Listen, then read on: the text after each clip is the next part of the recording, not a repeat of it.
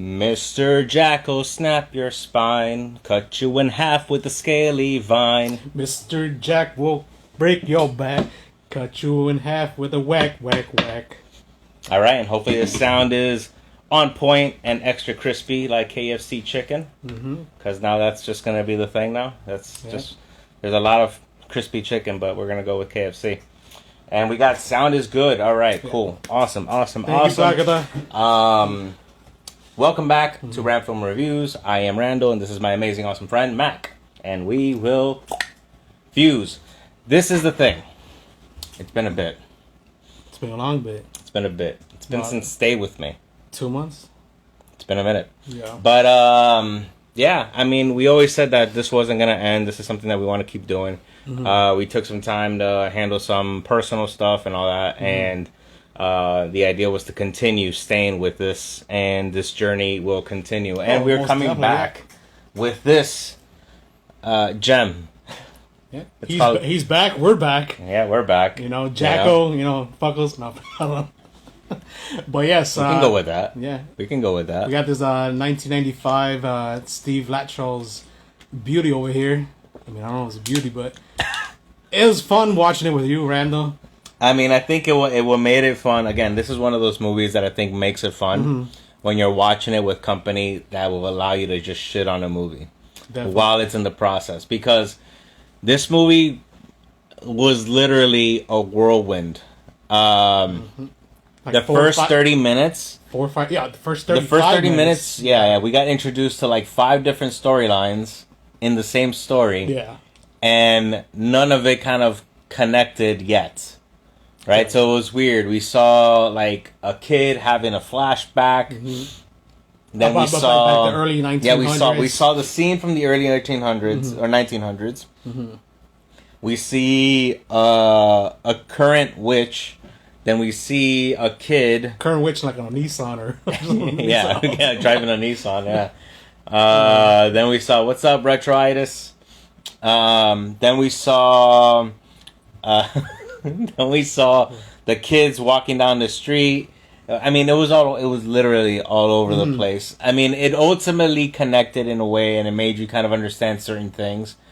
But still, like the first 35 minutes of that movie will leave you being confused, wondering, and trying to connect what the possibility is. Yeah. And there's times where I'm okay with trying to understand things, and I'm trying to like thinking, you get you into the movie trying to. And this one wasn't one. What's up, Alex and Angel? Yeah, we actually had to pause at the 35-minute mark. I was like, Brando, I'm like confused. Like, this is what I've caught on to, and he told me his thoughts and theories, and it still was like until the hour, mark.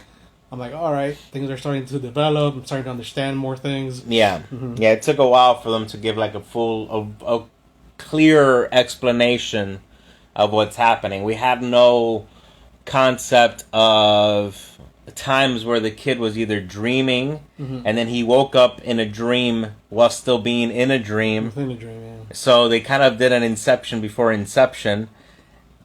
It was, and I think that was part of what the homage to Freddy was, right? There was a lot of Dream World type thing that they were doing. Slasher homages. They did the homage to Jason, including the mask, but without the paint on it because they don't want to be too direct. Fucking oversized mask for that little kid. Yeah, it was really oversized for the kid. And then you got the Halloween, of course. Yeah, they did a lot of Halloween kind of homage to it as well.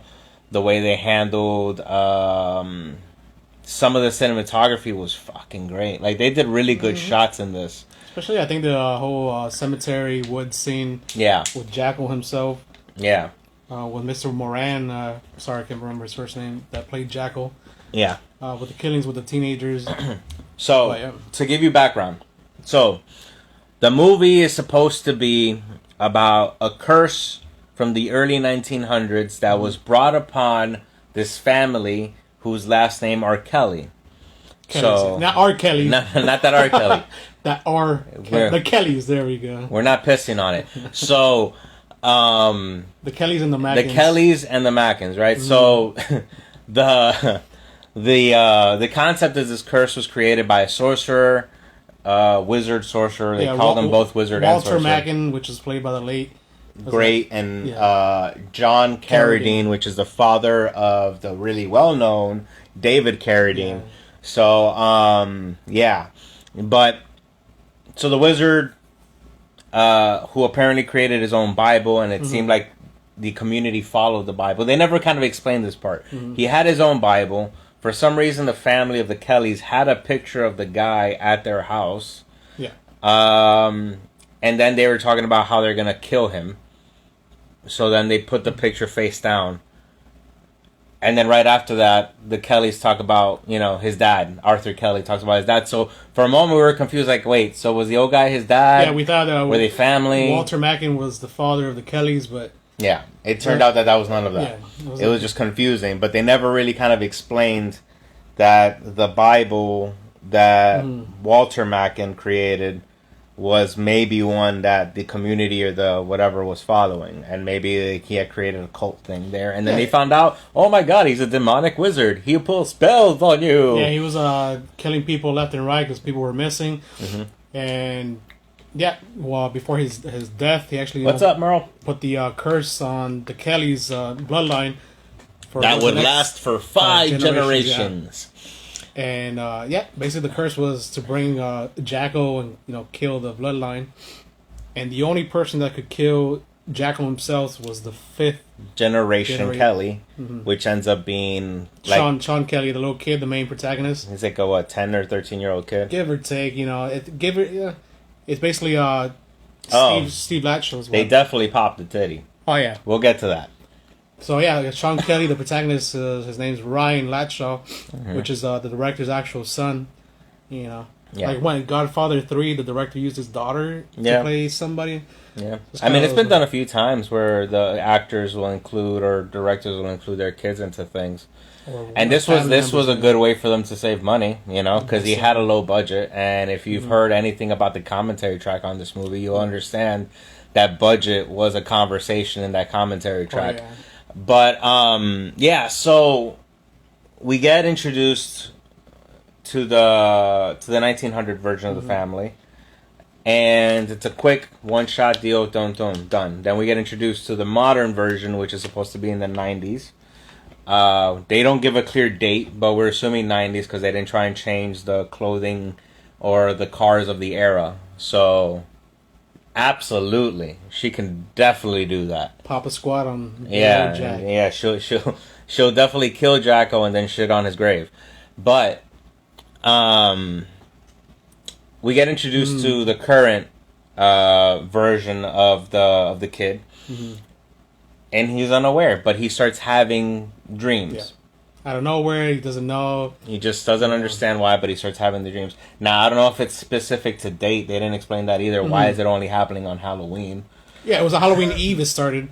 And felt like this kid had migraines, And he was just walking, all of a sudden he just has dreams, and he's like, I had a nightmare, And it's fucking broad daylight, Listen, yeah, they fucked up with timing on that too, because there were scenes that they were suddenly in the dark and suddenly in the day. It was all over the place. But man, it was literally a whirlwind of information the first 35 minutes. Captain Jacko Sparrow. I can imagine. That would actually be a great remake of this movie if they made Jacko, but he acted like Jack Sparrow. Well, he did have pirate boots. Alright, so basically this movie was filmed in 1994 in February and March. And Steve Latshaw actually had bought the costume and all the props the Halloween before, so 1993, and then released it in October of 95. So the fucking boots were pirate-y, pirate-ish. Yeah, pirates. Yeah, they had a pirate-y look to it. They kept zooming in on the boots and the scythe. Yeah, there was a lot of that. And I was telling Mac that gave me a very much Jason Voorhees vibe, the way they would kind of focus on the movement of the guy, because that's what you get with Jason, right? You always get focus on when he's moving. You don't get that with Michael, and Michael is he just appears, right? Surprise, motherfucker. Yeah. But I was 4 years old. Nice. Oh, you weren't, bro. But I mean, the details that kind of would throw us off constantly would be is that suddenly the way they edited and cut it was a little bit all over the place, and I think that's what made this. It could have been if it would have been placed a little bit better on the editing room. I think it would have flowed a lot better. But well, Steve was saying Merle saying Jacko might be his dad. I mean, hey, Merle, I too never knew my father, man. Respect. But it really just was edited in a way where you're seeing the kid dreaming, but then the people are outside and it's daylight. Yeah. And his dreams, his nightmares. And his dreams are in nighttime, so it kind of throws everything off. And you're like, wait a minute, is this going on? And then all of a sudden, like, he's getting attacked, and then he's waking up again. So he's in a dream, waking up, sees something crazy, then wakes up again to being in real life. Oh, question. This is me. I didn't say it in the in the trivia. Or said Mac O is my daddy. Daddy O over here. Pop them things for me now. So the first time we get introduced to Jacko was in those his Sean's dream. Where you never see him in the 1900s scene. You see a lot of flashing things, but you don't see Jacko himself. Correct. You see him first come about, or you see the image of him in one of Sean's nightmare. He's peeping through the curtain, the window curtain, and you see like drapes hanging, curtains and whatnot, and then you see Jacko Ellie crossing, going through, and it reminded me of It, Stephen King's It, the TV movie. Yeah.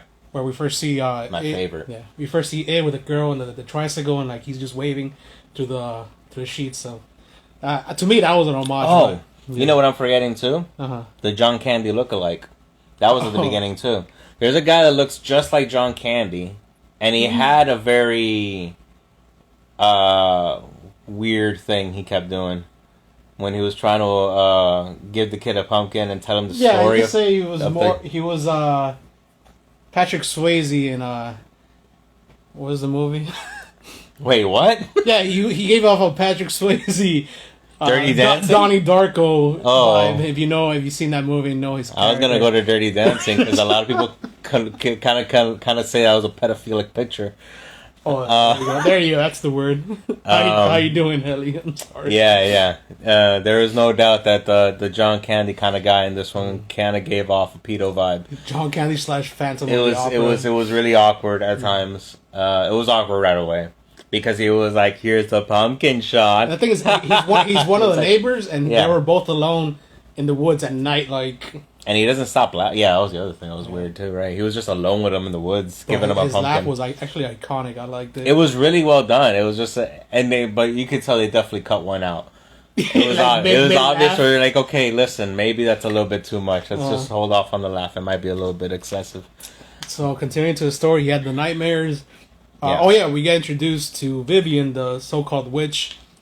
The kids call her a witch because she has a villainous hairstyle, which is basically 80s rock hair.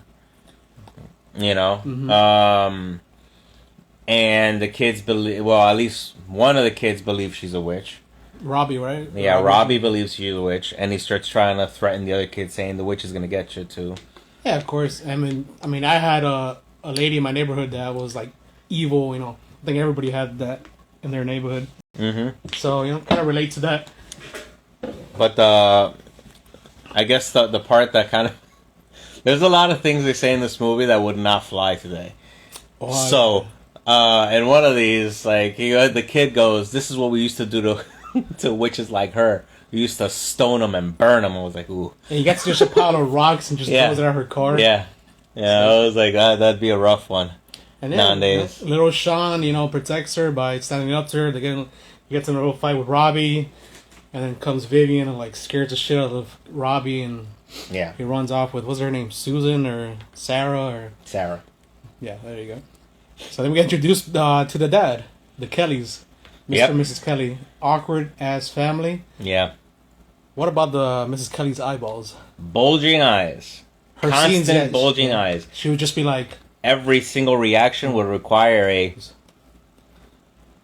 You know, Sean! a few little, you know, sniffs here and there. But no, besides that, she apparently she's well-known opera singer, you know, in her time. Would not fly because of snowflakes.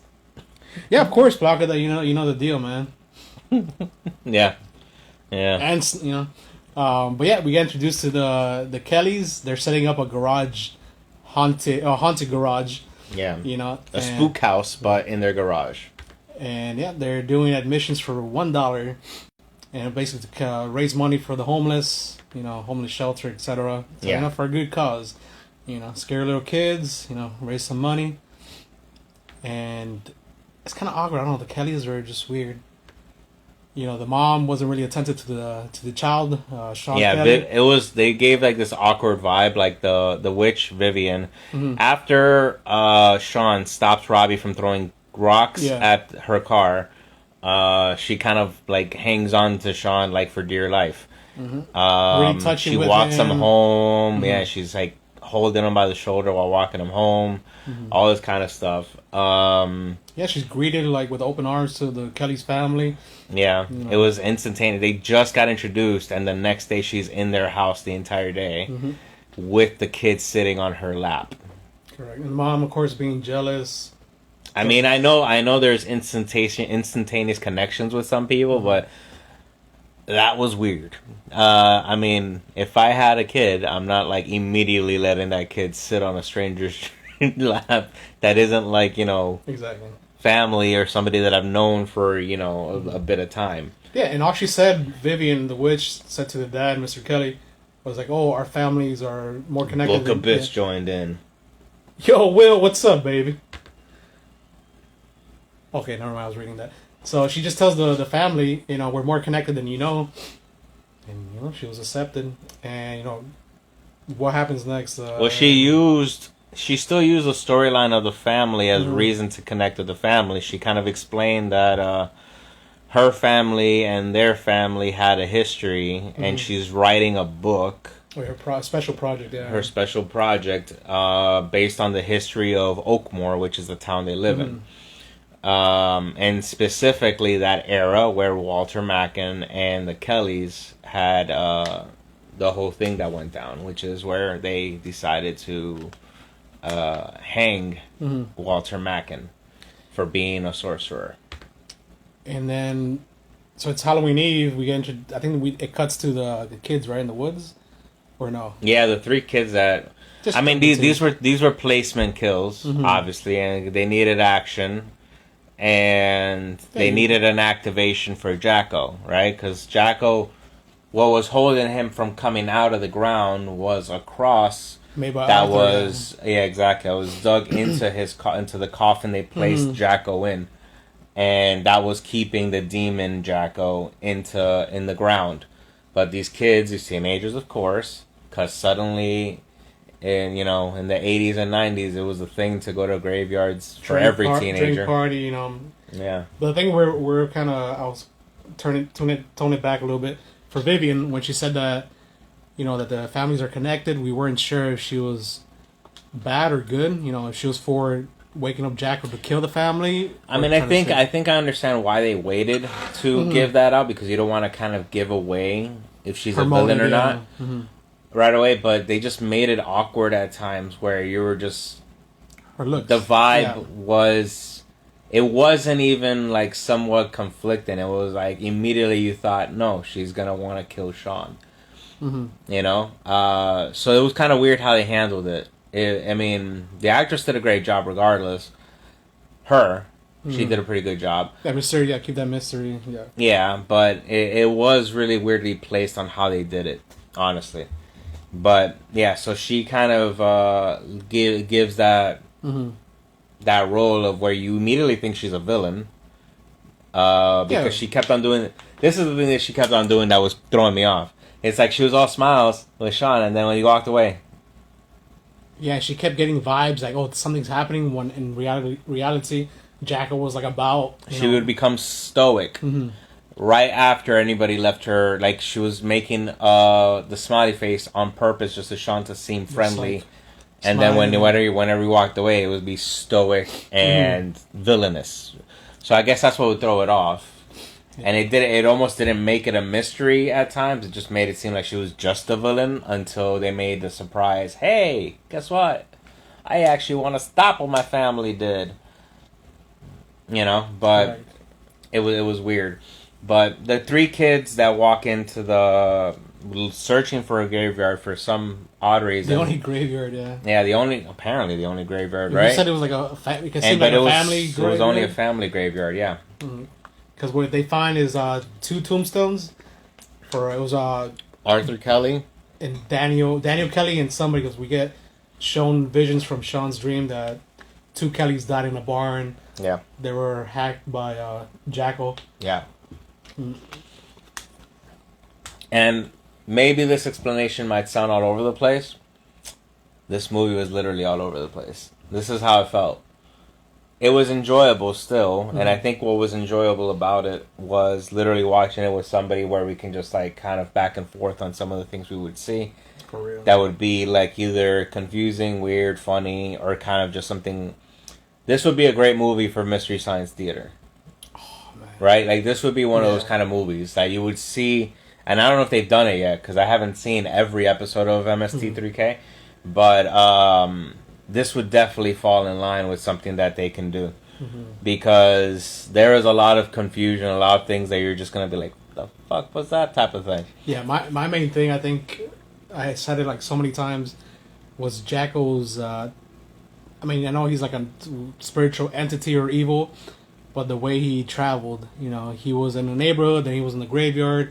Yeah. So, but who knows really the distance of set places, so. Yeah, that was the thing, and I was telling Mac that the only way it made sense to me was the idea was that this community was grown in the same area as that family in the 1900s. And every house is kind of closed in. The woods are literally like right behind the house type of thing. So it gave a vibe that maybe everything is really close together and close-knit. So he's able to walk around easily. But it was confusing where at times he was literally right in front looking at Sean's parents. And then the next scene, he's about to kill like an electrician. So it was really off-putting how like and they never gave like an explanation of that. So I mean, he was a demon, right? Because we got the glimpse of the demon. He was a demon, so maybe it's that he's able to like teleport. I don't know. They didn't give anything like that. Maybe he could. He ran. He did run. Oh yeah, there was one scene he was running after Sean. Yeah. But yeah, the teenagers, of course, they get killed. No sympathy for them, obviously. But what kill was great. It was the girl, I think, right? The girl kill was great. For some reason, she was in the swamp. Yeah, It's a swamp. Yeah, I mean, this was filmed in Florida. Yeah. It was filmed in Florida. Apopka, Florida. So that over there is swampy land. So I can see them run into something like that. But they never gave us any swamp prior to that. So it was weird how it just suddenly appeared and she's running through a swamp. But her kill was good. Her kill was good. I mean, I thought a lot of the kills were actually pretty decent, except one of the kids, like, he didn't really get stabbed. He got slashed across the face and died. Oh yeah, the three slashes of Wolverine. Yeah, he got the 3 slashes on the face, and that killed him for some reason. The other kid, he got literally the jackal carries around a scythe, so he literally jabbed the scythe into his gut, and that was a good kill. The way they did it, the way they handled it, that was a good one. The Watsons were good and funny. The Watsons was the best death, I think. So the Watsons, the couple, I'm sorry, which actually based off Steve Latchell's neighbors back when he was a kid. Yeah. And the wife was the most funniest shit ever. They're supposed to be like an image of like that overly Christian and overly right-wing type of family, right? Where they're watching a guy on TV that's supposed to be like a parody of Rush Limbaugh. Rush Limbaugh, yeah. So it's that kind of thing, and I'm not going to pick a side with political crap or any of that because it's whatever to me. But that was the idea he was giving, was that overly heavy-handed version of the Christian right-wing sided couple. So they immediately made them look villainous. Yeah, because the right? kids came to trick They or gave treat. they gave them the vibe of like these are just people who are pieces of shit. Yeah, because these two little kids, Robbie and the other girl, came to trick or treat, and he's like, "I'm not gonna give you a handout," While he owns a candy store, Yeah. and on Halloween for trick or treat, And he the says, kids, go ahead. he tells them, "You want candy? You're gonna have to pay for it. Mm-hmm. You're not getting it for free." And she closes the door on him. Yeah. And then he gets his house TP'd. TP'd. But yeah, their death, was long overdue. Mm-hmm. His was pretty good, but just his last breath was just funny. Like he just, in a funny way. Yeah. And then the wife, she gets scared. She sees the That dead, was my favorite death in this movie. Was her death. and I think the what do you say, a carpet or Yeah, there was a little carpet, a little rug Yeah, that was in the kitchen. was she probably She tripped on it once, yeah. and she said, "Oh, this damn rug." Mhm. And you kind of like looked at it like whatever. Maybe it was just like a little filler gap of thing or Yeah. whatever. Didn't know it was going to come into play in any kind of way.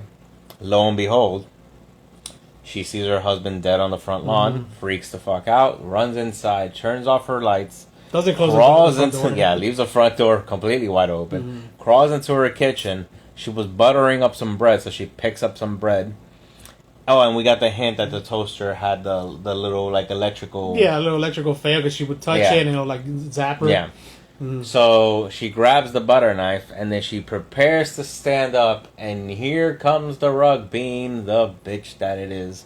She slips on it, jams the knife right into the toaster, and cooks herself alive. Which fucking I bust out laughing. Yeah. It reminded me of either Home Alone 2 Yeah. when Marv is getting electrocuted, Yeah. or from Batman Returns with Max Shrek, where Catwoman zaps him with the taser, and he's all like cooked up with his hair. That was funny as hell. Yeah. So, moving on to that, it's just back and forth of him in the woods trying to get the teenagers, Yeah. trying to get the Kellys. I'm sorry. Yeah. And just a shit show, man.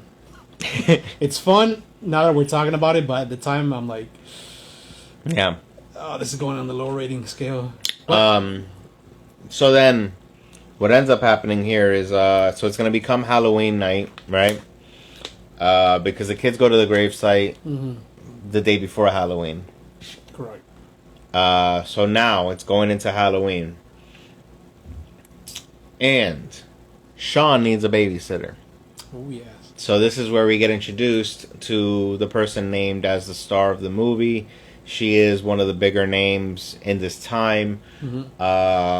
She is considered one of like the classic horror queens, Scream right? Queens, yeah. Because she's been in quite a few horror films. She's recognized in the industry. She does a lot of the horror cons, all that kind of stuff. Yeah. And it's her birthday, which, happy birthday. Happy birthday, happy birthday, happy birthday to the great and awesome and amazing Linnea Quigley.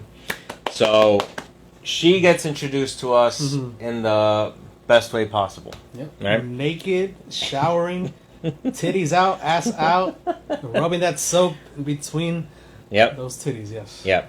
She So there you go, Merle. Papa Titty, I think that was you said that earlier. That was Merle. You know? So that's how we get introduced to Linnea Quigley. In the commentary, there's a lot of back and forth about this scene. Yeah, Steve. That and they the felt producer. that it was misplaced. And I can see that in a way. I think the introduction for us, regardless, was great. But I can see how maybe the timing or the placement of it probably could have been, instead of her having to stop to pick up the phone, could have been like her preparing to go out or go over to take care of. Correct. But I guess they wanted to make the introduction that at the course. time. And they were short on time, limited on time, and limited on budget. And I think they only had Linnea Quigley for 3 days. Yeah, she actually shot all her scenes in 3 days. So they were limited with her in a lot of ways, so they had to try and manage however they could. And that's what they did. I mean, it'd be weird to not see her naked. I mean, yeah, it was probably kind of like one of the things about Linnea Quigley, right? Like you expect to see yeah, that. but besides her body, she did Yeah. a phenomenal job in her acting role as Carolyn. Yeah, she was great as a sister. She's one of the sisters of Caroline and Julie, right? Mm-hmm. Caroline and Julie are the two sisters. She's supposed to be the main babysitter of Sean. She always babysits Sean, but of course it's going to be Halloween night, and she is supposed to be like a young, kind of maybe in her late teens or early 20s kind of age range here. So her plan was to originally just go to a Halloween party instead of babysitting. Yeah, of course. And then she gets hit with the random, hey, I need you to babysit. Sister Julie is with a guy that possibly has the worst motorcycle sounding ever. This sounded like they got the most affordable soundboard back then. Yeah, like whatever they ordered for Foley packaging in this was the worst package they could have gotten. Because this motorcycle sounded like it sounded like a motorcycle that got eaten by a lawnmower, and the lawnmower went through a shredder, and that shredder got muffled by a brick wall.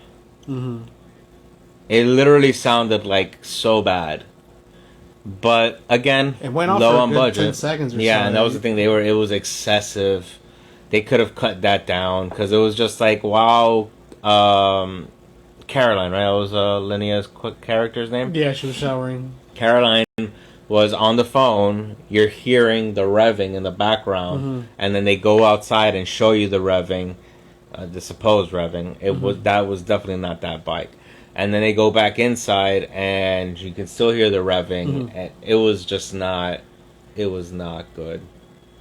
It was not good, Foley. Once Randall saw that, he's like, "Yep, Jim is getting killed."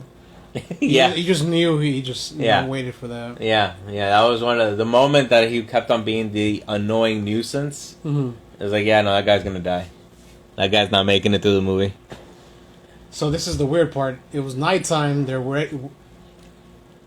Oh yeah, it was Halloween Eve still, right? Yeah, that was Halloween Eve. That was when she got the call. It was still Halloween's Eve. And then out of nowhere, it's just daytime, and they pull up with a bike, all three of them. And that's when we get introduced to Rachel.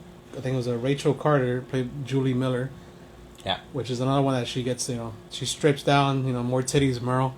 Yeah. So yeah, nice rack on her. Yeah. You really care for her. She survives.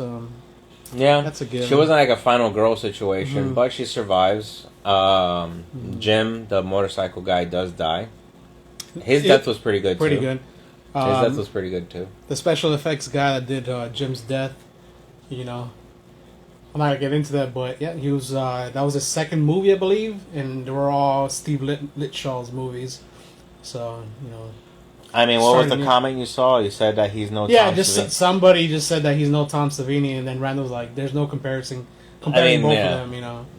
You can't place somebody that's considered like a king of gore like Tom Savini to anybody else, man. Like, there's people who've done it just like Tom Savini to that level, but even then, even they'll tell you like, no, Tom Savini's Tom Savini. No, of course, this kid was, like I said, this was his second movie, and it was a Steve Latchell's movie. In all reality, the Jim death had good effect to it, I think. Yeah. I think it's a B horror. Like, what do you expect? And it was great. They did a pretty decent job with that. Jacko's head, I thought, was pretty decently well done. What I like is that at times you see like the mouth moving slightly. I wish it would have. What it do, Mike? Mikey Funk doo-wop. Tio Benjamin. How you doing, Benjamin? What do you put a rocket? What is it? Oh, hearts. Yeah, hearts. Love you too, Mike. Cupid hearts. Look at that. It's like one for you and the rest are for me. No. Yeah, you can. Yeah, that's understandable. Yeah. So no, but overall, like I said, for being a B horror, Jackal's costume was great. What else can you expect? Yeah, for the budget that they probably had, because you can't really find the budget, but with the arguments that Steve was making in the commentary, you can tell that it wasn't really a big budget. And whatever big budget they had, they probably spent on Linnea Quigley and on John Carradine.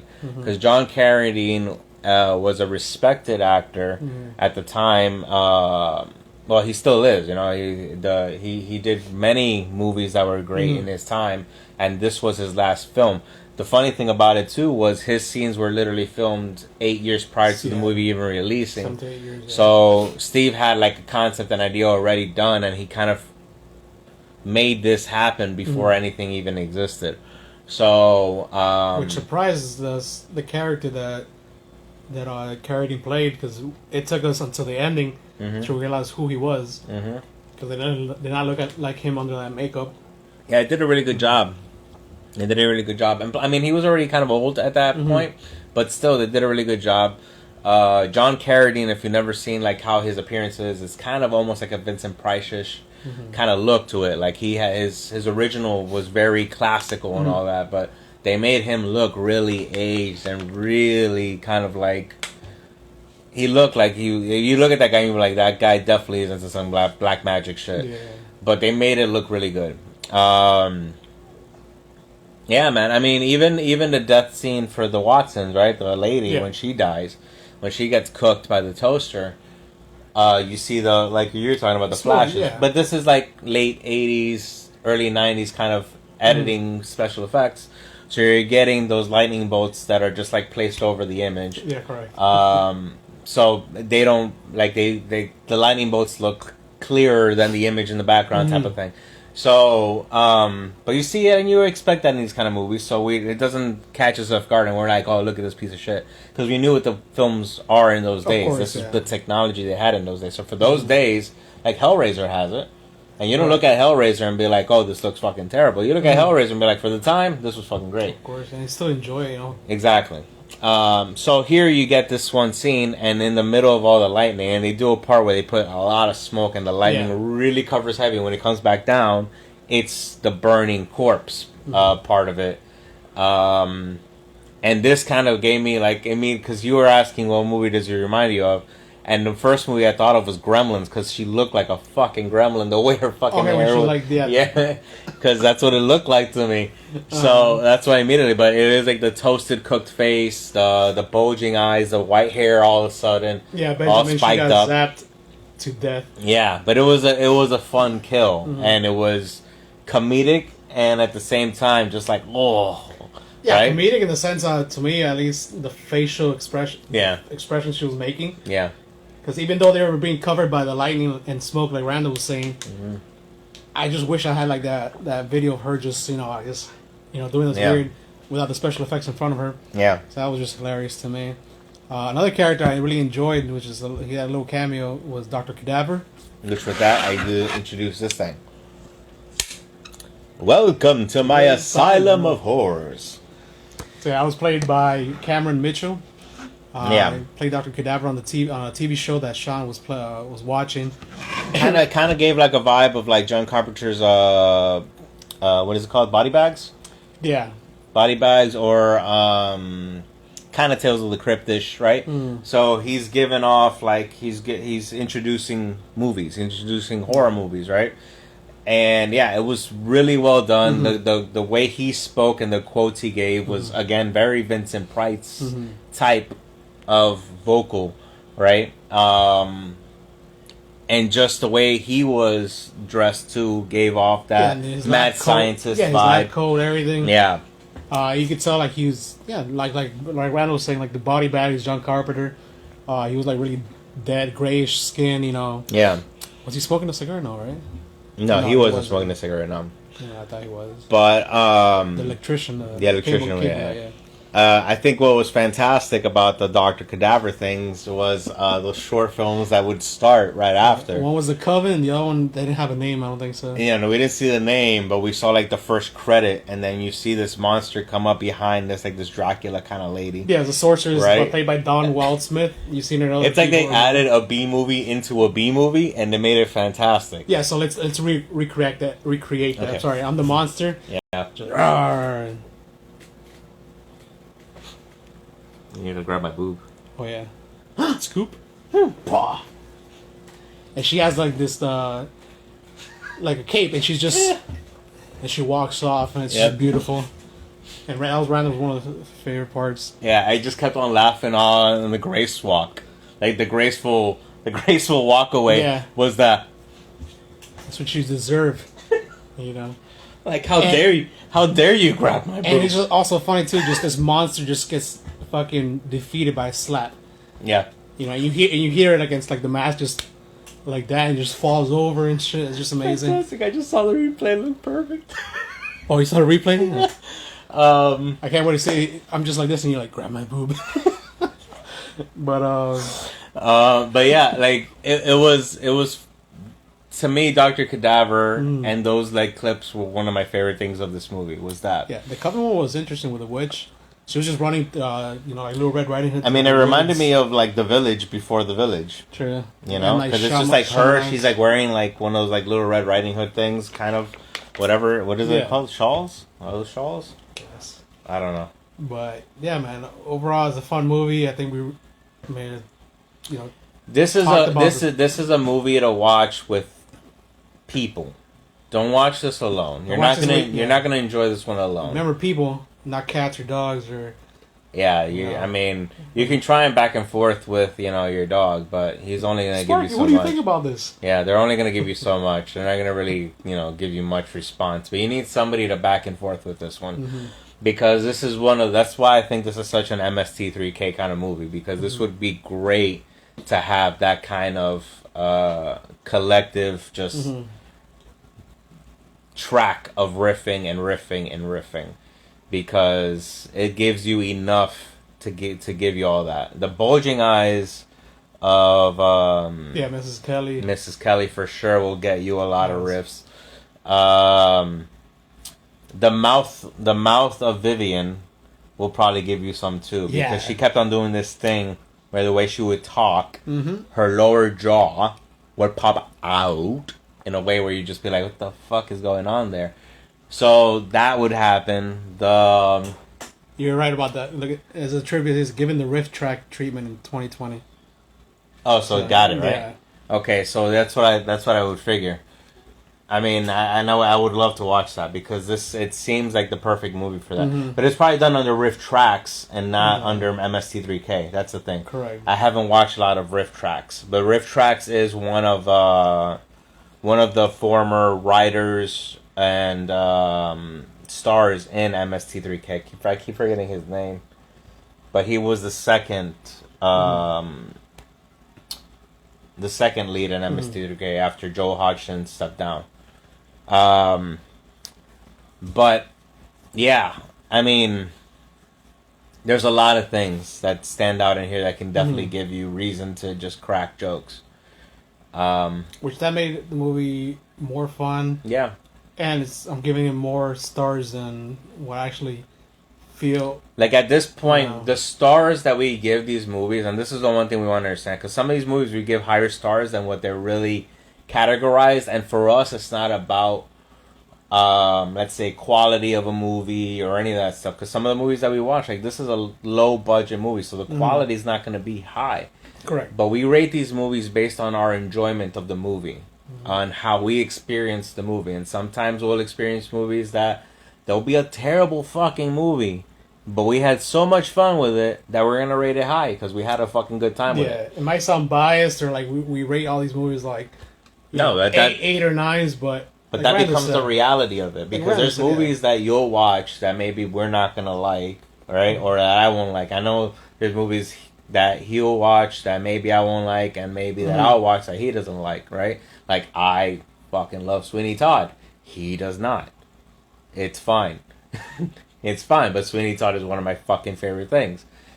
And it goes like that. But for us, when we look at movies like this, it's always going to be based on how we enjoyed it, watching it, looking at it, details that come about. We even factor in things that went into the work and the effort to putting the movie together to everything. So if we find out later on, when we watch some of like the behind the scenes stuff, and we find out this is how they created this is how I did that, and we're like, holy shit, that's so dope, that's how they did that, that's going to give us a boost to the movie.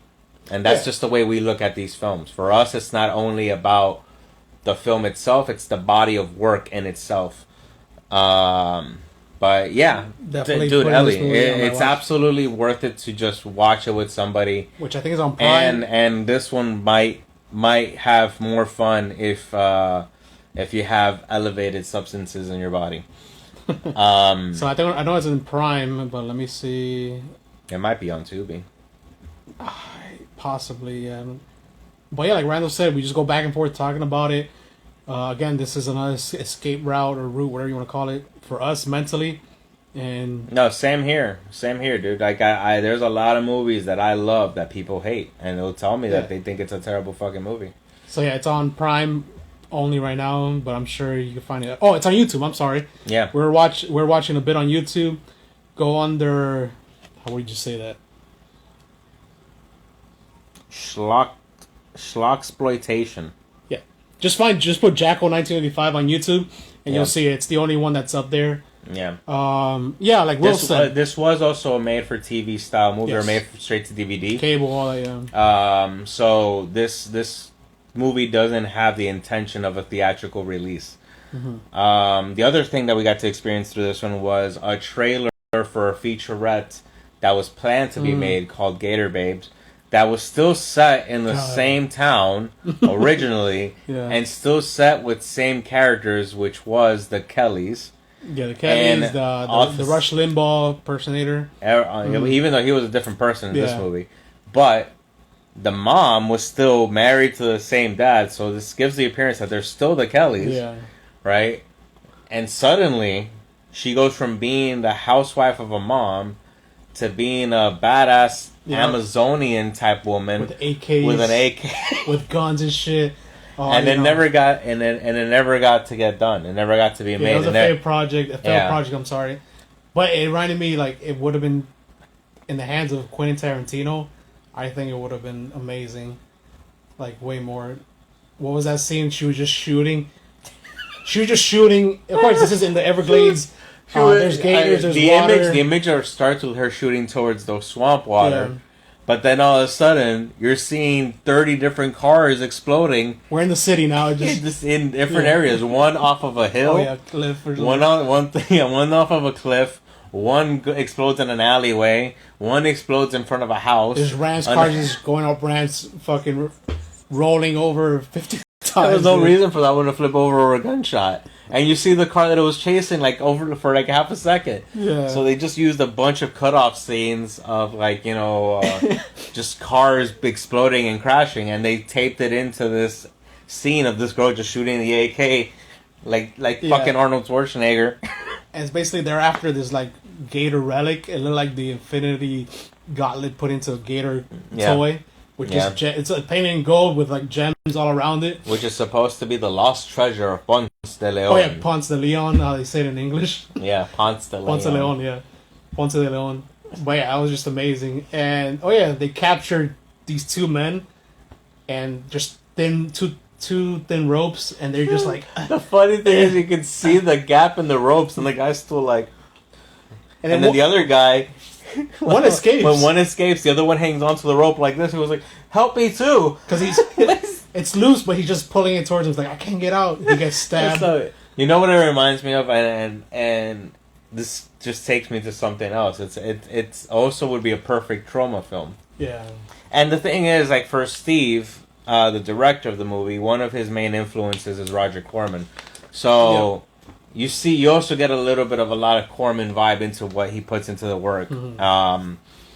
You can see the influences. You can see all of that. And Corman has influenced a lot of people in this industry. And you can definitely see some of that involved in there. But, yeah, I mean, all in all, like I said, I thought this was a really enjoyable movie. Linnea Quigley was fantastic in it, I think. And it has nothing to just do with the presentation. I mean, yeah, she was looking fantastic. But aside from that, she was the most, I guess, talented actress in the movie. And she was the one that gave the only best... known, at least in my eyes. Well, and John Carradine, of course. Oh, yeah, John true, Carradine... He's very small, 5 minutes overall, give or take? And you never really... They never gave him speaking lines while you're looking at his face, really. True. his speaking lines looked like they were all like recorded in a studio, like audio, and then they did scenes of him in areas and just making faces, like he was just like looking around and then making these faces, like like I need to go take a shit, type of face. Yeah. But yeah, the one person that had active lines, that was active in the movie, and did things like that, the one that probably presented the best would probably be Linnea Quigley. Oh. Over all of them. You do have to mention to our viewers the best one-liner in the movie by Sean. No. While being buried alive. He's being buried alive by Jacko. By Jacko. And it was the most monotone no. You'll leave her. It was worse than the one from Troll. I think it was Trolls 2. Trolls 2. I think it was Trolls 2. Because the Trolls 2 one, it was an exaggerated no. Yeah, it was like, right? They killed me. Now they're coming to kill me. No. Oh my god. Yeah, oh my god. Yeah, some shit like that. Yeah. Yeah. But that one, he tried to put something into it. But this kid, he's literally laying on the ground. He's like this. He lays himself on the ground. Yeah. He just listens to whatever Jacko tells him to do. So he has apparently not been taught stranger danger instructions. So he's just laying on his back like this, with his hands up like this already. He's getting like dirt scooped on him by a scythe, so it's not very productive. Yeah, about that much. And while it's going on, he just goes, "No." That's it. And you see like sand being thrown at him, and all of a sudden he gets about, let's say, 5 scoops of sand by the side, and then his body just stops moving. I was like, "Yo, Randall, I think he's dead." He's not buried. They made us think he was dead twice. The first time was really well done. What was the first time? When he was at the door. Yes. They did a really good job with making us think that suddenly Jacko killed the kid. Me. I actually got involved emotionally. I was like, "No shit, no way." Yeah, that was a good one. That was a good way they did that. Not gonna spoil it for you, but but there was a good way they did that. But yeah, the scene with the burial was probably made even more hilarious, where we saw how much he covered him, and he wasn't covered much. Like, you could still see his jeans, and you could still see the shoes, you could see everything. And then 10 seconds later, Jacko's about to kill his parents. And suddenly, he's literally digging himself out of a hole. Yeah, he's buried. Like he was been buried like 6 feet under, for real. So it was like, wait a minute. We just, like 10 seconds ago, we saw that he wasn't buried that deep. And now all of a sudden, he's literally clawing out like Shawshank Redemption style shit. Like, this was not the way it looked. Yeah. It was like, that balance isn't there, It was funny. But in the end, I was like, sometimes you just don't need an explanation. You just need to enjoy what the fuck's happening. Yeah, I think I said something around those, just like, just go with it. Just stop. Just continue watching. What was another thing I was going to mention? So basically, to stop Jacko, again, is Sean and Jacko either kill or be killed, basically. So you'll get that at the end. It's rating time now. Let's do it. Yeah, we can get to it. I will say, well, before we get to the rating, okay, so in this movie, which character was your favorite? I'm not gonna say the obvious of Mrs. Quigley here, but well, let's leave Linnea Quigley out of it, because Linnea Quigley stood out for other reasons. It's a little hard because I'm here battling between Vivian or it had to be Vivian, dude. For some reason, she's just like pulled me in. Her weirdness, what was she up to? Yeah. I didn't know exactly if she's gonna kill Sean, because she was too, like you said, she was so close to him. Like, was she gonna kill him off? Yeah. At times it was so awkward. There's more awkward shit. But the funniest part, I think, for this was both me and you reacting the same way. The second Sean sat in her lap, both of us went, "The fuck?" Yeah, it was so weird.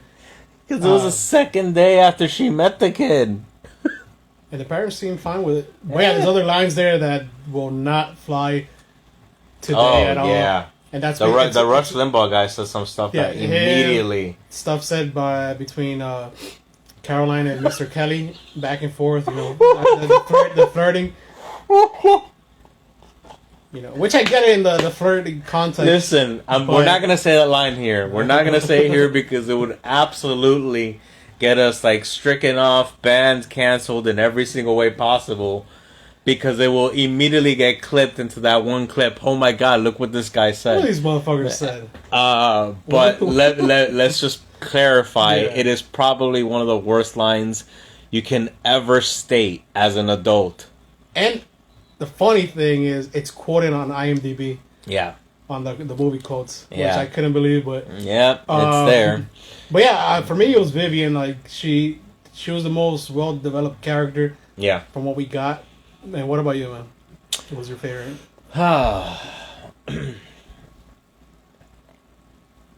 It's tough, man. There's a lot of characters. I mean, yeah. I think there's a lot of people that stand out. Yeah.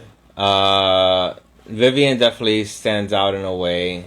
And then as a small character, Cadaver definitely stands out. Damn.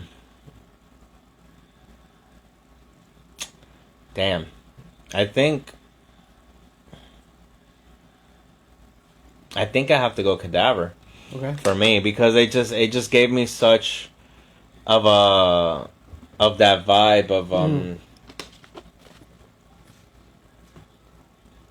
of like that old school type of like anthology show that would give you horror movies, and they don't really make things like that much more. I mean, you get what you get in Shudder, right? Because they still keep making which is the one they still make on Shudder. It's not Trails. It's I've had Shudder in a while now. No, but it's the one that Greg Nicotero works on. And it's a known one, and I just can't remember. Creepshow. I said Shudder. Okay. Yeah, Creepshow. So it gives me that vibe of that, and then the films they used. Yeah, see. Before there you go, bro. Creepshow. Yeah, So Will knows his shit. We gotta get him here somehow. It gave me that vibe of that, and the clips of the movies they used just were fantastic. Especially the monster getting slapped and the graceful walk away. I think that's like the most memorable thing for me was that scene, and then the death of the Watson wife were the ones that stood out the biggest for me in this movie. But I think the most creative kill for me was Mr. Watson. That threw me off in a way that I didn't expect it, because it was just the clawing, the neck slashing, and then him was a little more intense where he drove the scythe. He drove it into him, and then he pulled it out the way he dropped, the way he did a good job at performing the death too to make it memorable. So that was they did a really good job. Actually, with it. That and Vivian. Yeah. That's right. Vivian's death was great. Yeah, that was. And it was funny at the same time. Yeah. It was great and hilarious. Executedly funny. I wish they would have shown the whole scene, because when he drops her body, it cuts off. Yeah. Because a puppet, the doll would not. I mean, obviously they probably did that because maybe it flipped around the wrong way when they filmed it. But like he picks her up with the scythe, like he jabs the scythe into her and then literally picks her up with the scythe and then tosses her off the scythe. So it's the puppet. So you just see like the flailing arms of a puppet that they probably just put like a wig on a skeleton or something like that, and that's what they went with. But yeah, hers was pretty good too. I think that was another one that was fucking hilarious. Yeah. Okay. So next question would be, which character in this movie would you be? We have to do that one for this one because there's so many characters. Oh, of course. I mean, the dad was a kind of a thing in this one. He was awkward. I mean, the dad was so into the Halloween, the spook garage house thing. The spook house. He was into Caroline. Yeah. he was into. Yeah. The only one emotionally involved in trying to find Sean, the mother, could care fucking less. Damn, I'd probably say I'll be Jackal, man. Because the other characters, I don't see myself as Sean. Yeah. The other male characters didn't do much. So Jackal, yeah, man, why not? Be waiting 80 years to get risen by teenagers. To get his revenge. Yeah. So. Or to complete his purpose. True. Because he's not Mackin. No. He's just a demon created by Mackin. So yeah, Jackal will be him. What about you, man? Hello, Clarice. So Let me see. I think I'd be in this one. I think I'd be the revving motorcycle. Yeah, it'd be that motorcycle.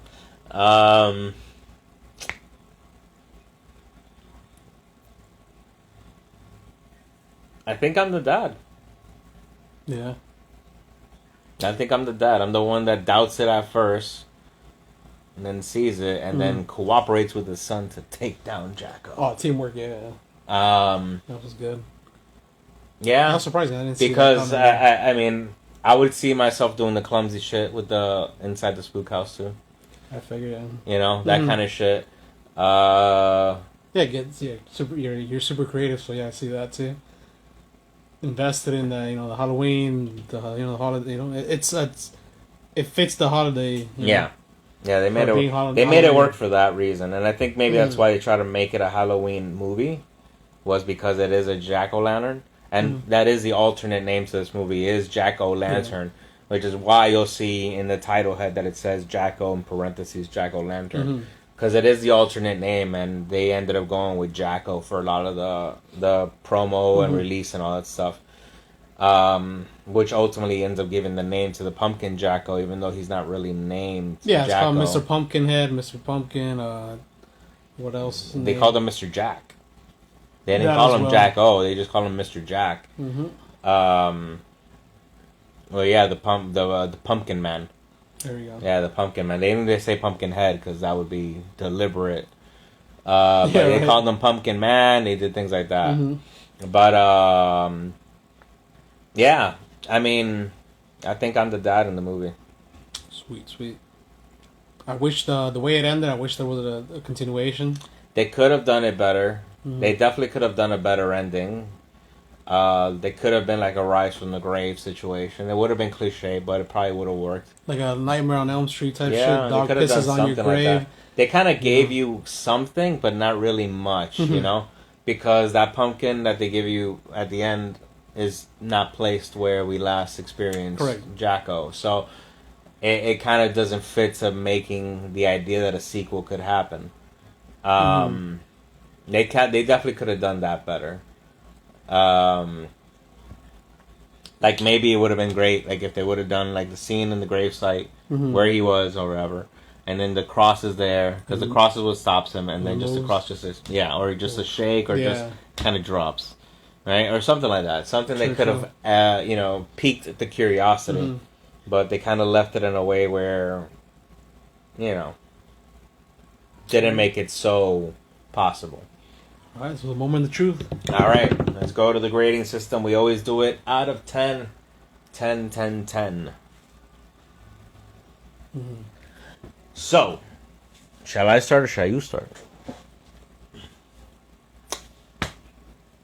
I'll start. I was about to be like, fine, you start. So, fine. Originally, I was going to give this 3 out of 10, but just talking over it, researching, watching the commentary between the director and the producer, just, boosted it up to 5 out of 10. I enjoy this way more. I'm definitely going to look out for it. Yeah. Retroitis, Alex or Angel, if you find it again, let me know. Again, give them a shout out again in a bit. Yeah. But 5 out of 10, a bad movie, yes. If you don't watch it with anybody, or you don't have the thought process, I guess you or I have, or how we look at movies, review certain scenes or special effects or whatnot, definitely is a quick change of the remote. Yeah, this is when you have to maintain an open mind with. Movie that definitely made me want you to pause it several times to talk over, repeat several scenes. You know, certain things I saw. Oh, I just remembered, like, when he grabbed the scythe. Yeah. We were wondering, because he grabs the scythe at one point, and it's supposed to be Jacko grabbing the scythe, but you see him, and he has these big-ass claws. Tree claws, you know. And all of a sudden, when he's grabbing the scythe, he had, like, 5-finger hands. Like a glove type so, shit, you know? it looked like they kind of, try to get away with some quick trickery there, but, Mac caught that. Was like, wait a minute, was that a hand? I was like, oh, put it back. And then we rewinded and we noticed that, yeah, it didn't look like it was a bare hand, but it looks like it was a glove colored in like the claws, but it was 5 fingers, so obviously it wasn't Jacko's actual, like, claw hands. I feel like his actual claws, like, he couldn't get a good grip, or just, started movement. Likely. But yeah, 5 out of 10. Best acting we could get, I guess, for Latshaw's movies. Again, a surprise was Liana Quigley. The Carradine was a surprise as well. Because in my head, I was like, that was David Carradine. How did he die? The voice, he talks a lot like David Carradine.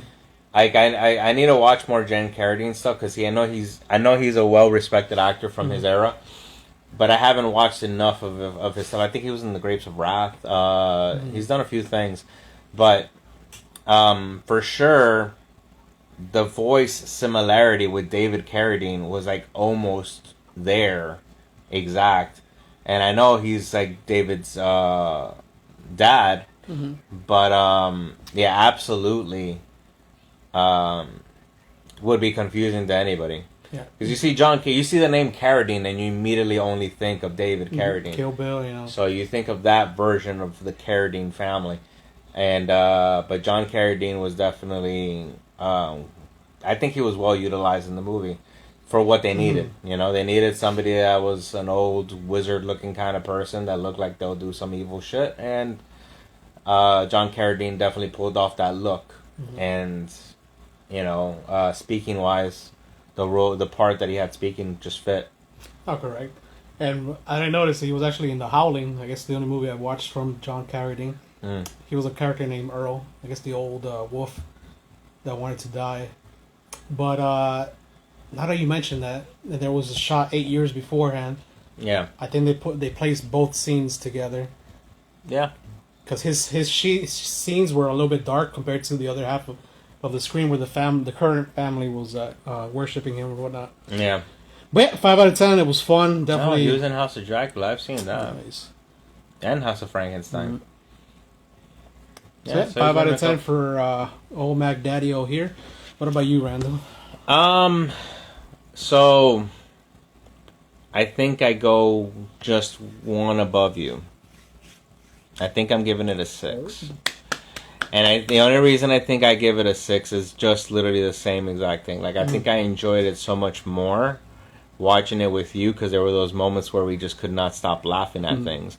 Like, laughing at the No, laughing at the Watson lady looking like a possessed, woman who needs an exorcism right away at times. Laughing at the electrical shock. Like, those moments made the movie so much more enjoyable for me that it just put it a little bit higher. Like, I know this movie is like a 3 movie. It's absolutely a 3 out of 10 movie. But sharing the experience of the movie with Mac made it that much more better. So the experience of the movie itself with somebody made it that much better for me. So, and then listening to some of that commentary was fantastic. Yeah, definitely. If you don't have the movie, at least you want to listen to the commentary. It is on YouTube. Yeah. Just put Jacko 1995. You'll see. It's about a 15-minute video. Also, too, I forgot to mention the blood splatter scenes were not that bad. No, they did a good job with it. They did a good job with, again, like, the blood use was good. When he sliced throats, it was good. That wise, I thought it was fine. I didn't think, obviously not Tom Savini level, but again, like, we're talking about something different. Thank you, Will. And Tom Savini normally carries a budget that you can't fuck with. And even when he does low budget shit, like, he has his own studio for his shit. So and that dude was networked like a motherfucker.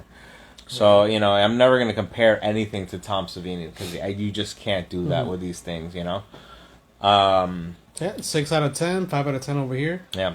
So it's a movie. Not that quote. You and Ellie are probably gonna like laugh right now. So it's a movie you should definitely put on your watch list, like Ellie did or is doing. God, can't believe that came out. That pause. Not intentional. Hey, the pause came in No on pun perfect intended. timing. So, if for those that don't know, there was a time that it was Randall, Ellie, and myself. Yep. She got it. There you go.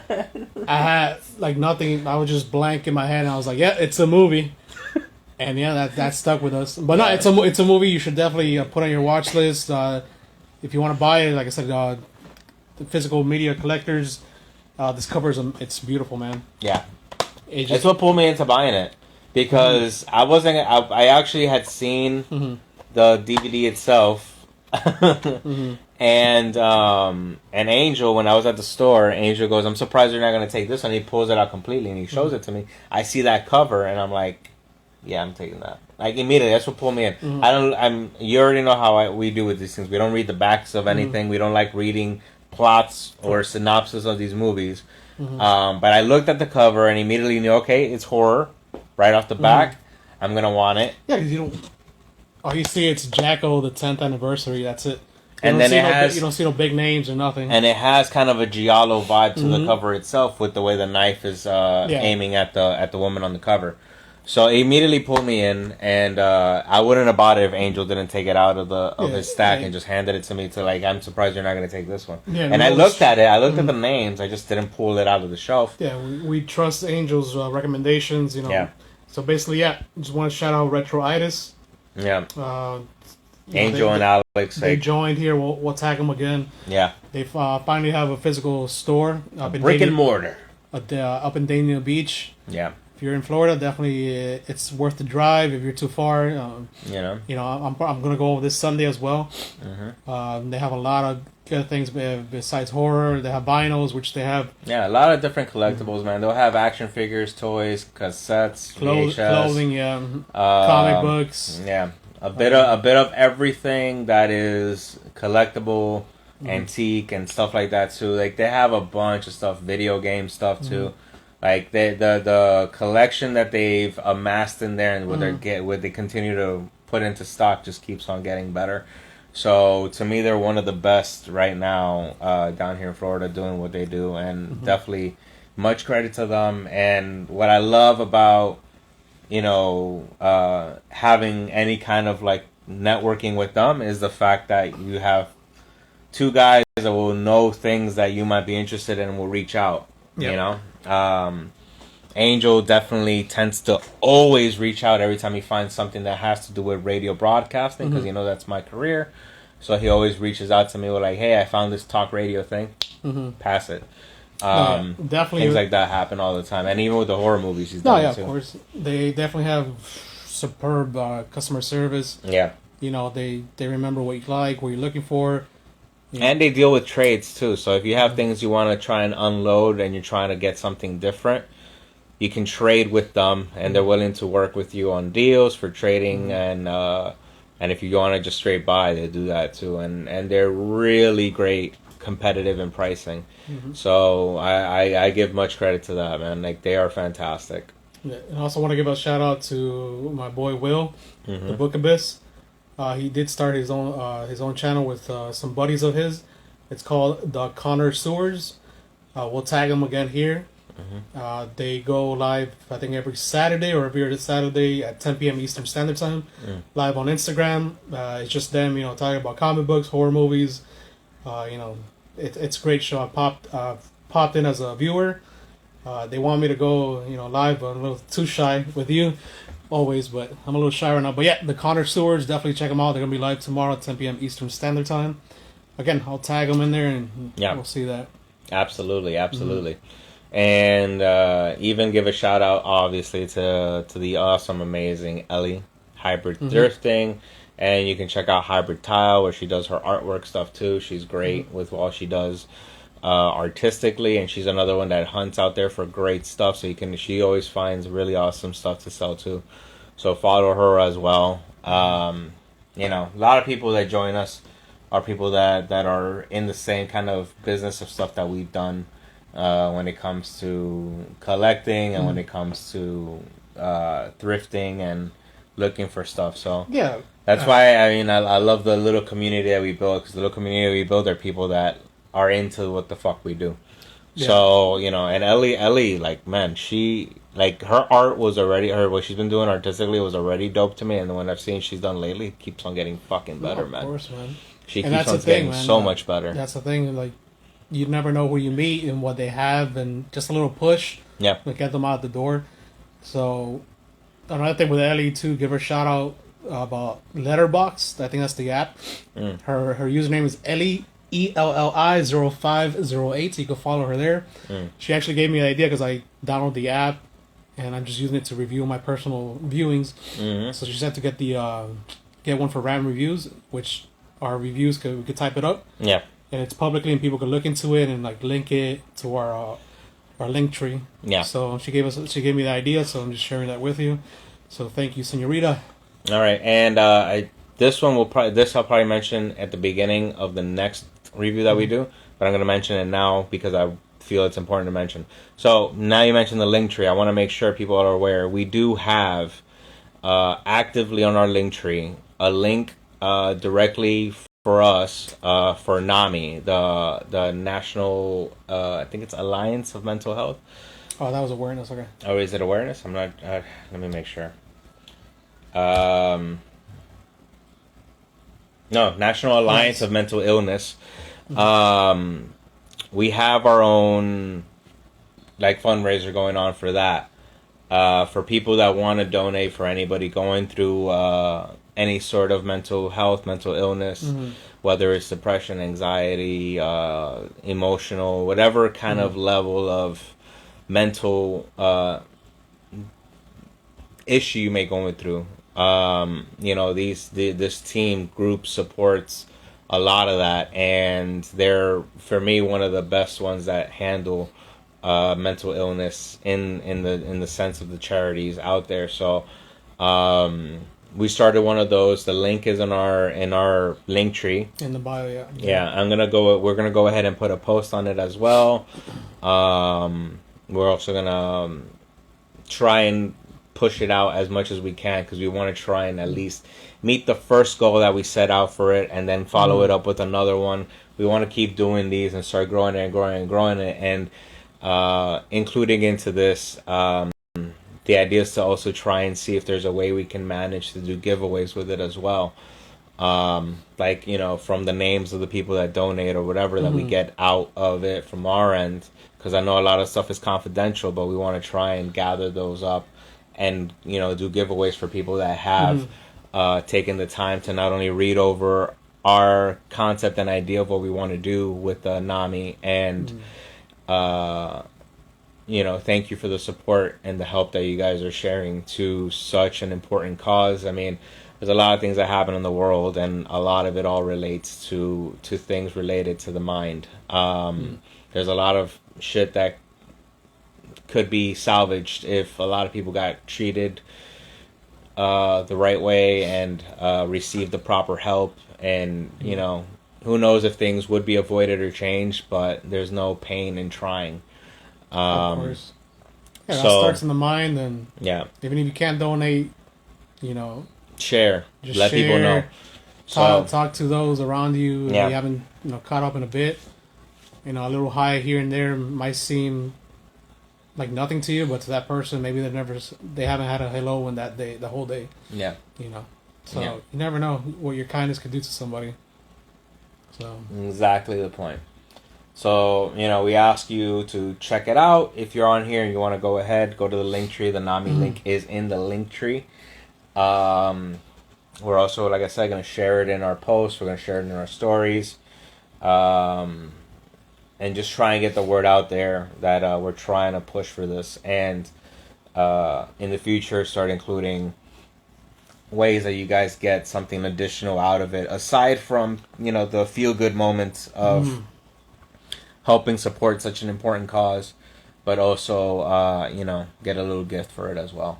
So all of that is the goals and the intentions with it, and hopefully we can reach the goal that we set on it. We tried not setting a heavy bar goal because we want to try and start and see how it goes first. Get that one completed and done, and then we can start moving into progressing into a larger one and maybe do something special with it. So, with that said, we're going to go ahead and close this out. Like Book of Bliss said, I'm glad we're back with it. We took some time off to handle some stuff and recover from all that, and now we're back at it. If you do follow me on my page on Mr. Randall Radio, you know I'm doing my painting stuff again. There's a lot of stuff going on with that. We'll showcase more of that on another video because it is horror related, so I feel like it'd be cool to show some of it here. And then there's more stuff that we're just gonna keep doing. We're gonna keep doing a lot of stuff. Don't forget to check out Mr. Randall's New 52, is it? Oh yeah, on Thursdays. Yeah. On Thursdays I do the comic book sale. So if you are into comic books, Randall's New 52s every Thursday. There are books from this last Thursday still available. So you can go check that out every Thursday. Yeah, great prices. You could work with him. If you don't like a price, ask him. Yep. He'll work with you. Yeah, and I bundle stuff up too. So if you want multiple things, there's bundles there. There's a whole set.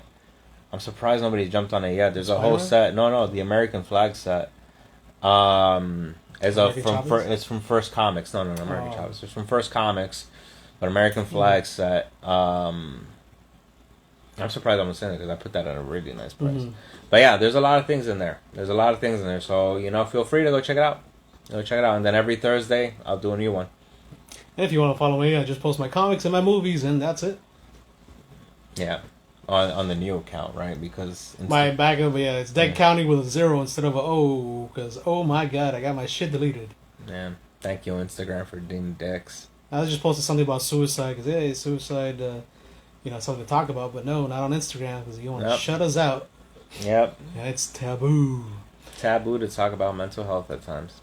But yeah, I do thank everybody for sticking around, watching. Those who popped in and out, those who are going to check us out afterwards, or if you share it, we welcome that. Yeah. Thank you for everything, Yeah, we appreciate it. Thank you very much. And check it out with somebody. Don't do it alone. And we close. We're warning you. Cling. Love you guys. Thank you. That's a wrap. Chicken quesadilla wrap. Is that? I don't know. Hello. Snap your back. Snack my back. With a whack, whack, whack. With a whackity whackity.